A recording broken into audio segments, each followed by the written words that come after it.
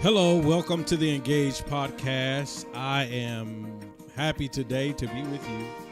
And I'm just trying to adjust things. I've kind of come into the studio and just tore things apart. Happy last day of Black History Month. I just left a great event in one of the neighboring cities. I was invited by some members from my church, and I just walked in and just saw just a beautiful, just relaxed environment. It was just something special.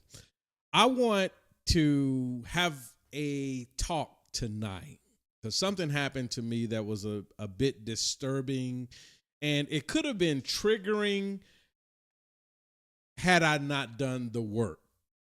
There's a lot of us who have been raised a certain way.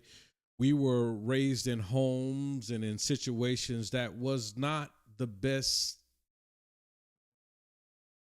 environments. Let me just put it that way. I remember my mom having arguments over the phone with family members, friends, and I remember her hanging up the phone. Bam! And after she would hang up the phone, there would be a series of expletives that would follow. And I grew up in an environment emotionally tinged that there was, anytime my mother was upset, you just kind of stayed out of her way. And I grew up like that, grew up afraid.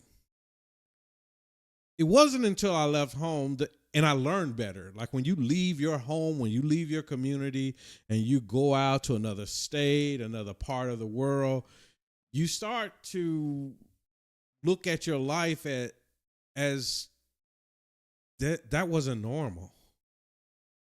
That wasn't normal.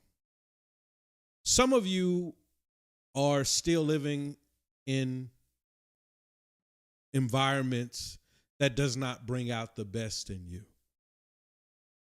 And so tonight I want to talk about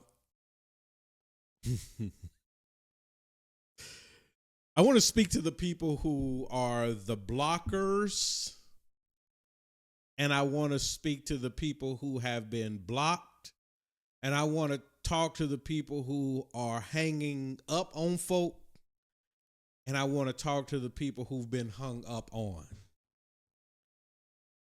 Because there's a reason why you're either in one of those two camps. And I want to shed some light.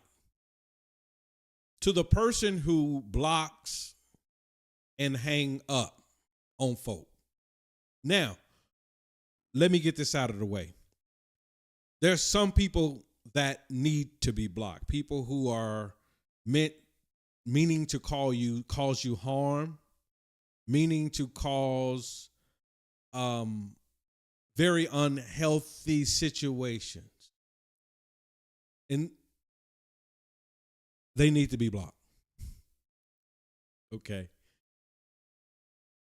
But I'm not talking about those people. I'm talking about the people who you're blocking them because you're mad, because you didn't get your way,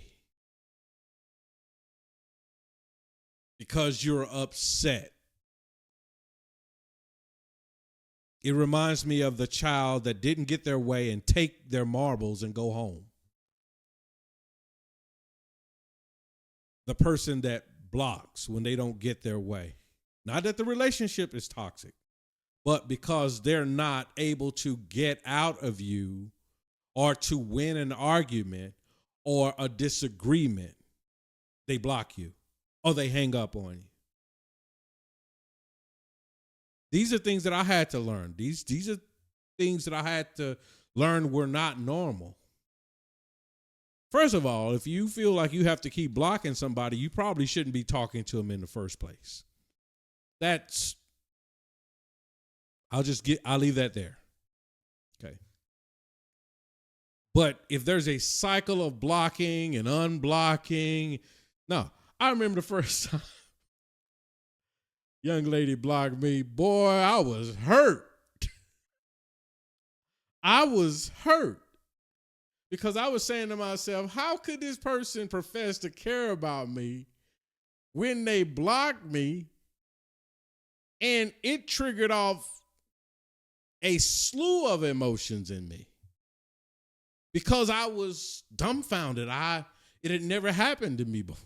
I mean, been hung up on, but blocked when I've done nothing to harm this person just didn't get their way. And I had to sit with that because your feelings get hurt. And I guess that's the purpose of it. And then I realized, hold on, that has nothing to do with me. That has everything to do with the immaturity level or the maturity level of the person that does it. And I had to come out of myself to look at that person and say, wow, that person has some issues. There's a lot of us are going through that. Husbands blocking wives, wives blocking husbands, not letting, you're not getting your way with the kids. Relationship is just toxic. So I want to talk to you, the person who is blocking. First of all, that is a sign of 3 issues that are going on with you. First, it is a sign of immaturity. I don't know how to cut it. If you're blocking people, hanging up on people because you disagree with them, it shows that you're limited in your ability to communicate. No wonder why you're having problems in your relationship. Second, it shows that you're insecure. It does. You're insecure. There's a reason, there's something welling up in you that would lead you to try and hurt somebody, especially a person who really didn't mean you any harm. There's just a disagreement. It could be about a football game. It could be about what's going on in politics. And I get it. There's a lot going on in politics right now. A lot to piss a whole lot of people off. Families are breaking up. Marriages are breaking up. But again, sign of immaturity, sign of insecurity. And the third thing, a sign of immaturity, a sign of insecurity. And there's a third one I had. Hopefully I'll think about it. But that being said, I got it. A sign of instability. That's it. Thank you, Lord. Sign of instability. You'll notice that a lot of people who do that to you, they're very unstable. They're very hot-headed or hot-headed. They're unstable. That's why there's a cycle within the relationship. Immature, insecure, and unstable. Instability. So 3 I's: instability, immaturity, or immature, and insecure.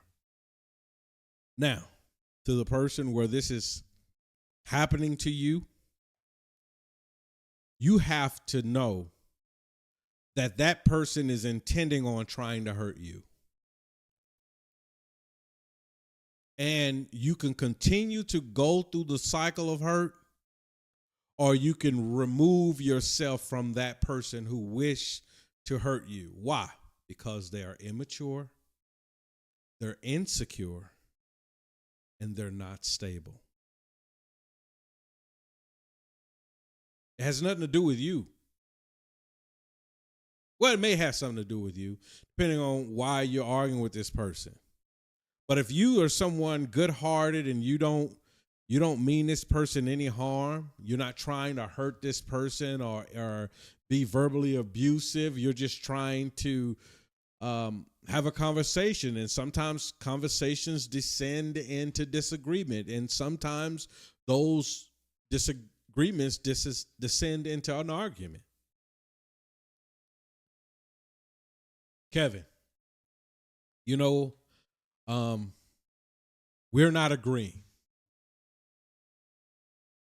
Let's just agree to disagree. Agree to disagree. Or if you're not really able to continue the conversation, let's agree to disagree. There were some hurtful things that you said in the conversation, and I'm going to let you go. I love you. I'll talk to you soon. I need some things. I'll have some things to think about. Now, that's the hang-upper or the blocker. For the person who is being blocked, sometimes you may bring it on yourself. The person is being nice and being as, not necessarily agreeable, but they're trying to bring the conversation to an end. And you keep insisting that they continue on in the conversation. Take a deep breath. Let them go. Because what typically happens after that, when you don't let them go, you're essentially kind of violating their space. It's kind of like somebody want to leave and you just holding them there. Let them go. Because I'm sure when the smoke clears, you're going to be like, what in the heck were we fighting about? You're probably going to forget by the next conversation. So I hope this helps somebody. I really do hope this helps somebody. And for those who do it, you need to think about why you're doing it. What about this conversation is eating you up so bad that you feel like you need to hang up the phone and be disrespectful?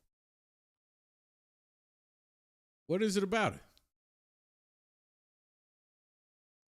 Guys talking about football players or the game. LeBron is better than Jordan. I'm talking about they getting it. Not getting the money that these two players have made or are making.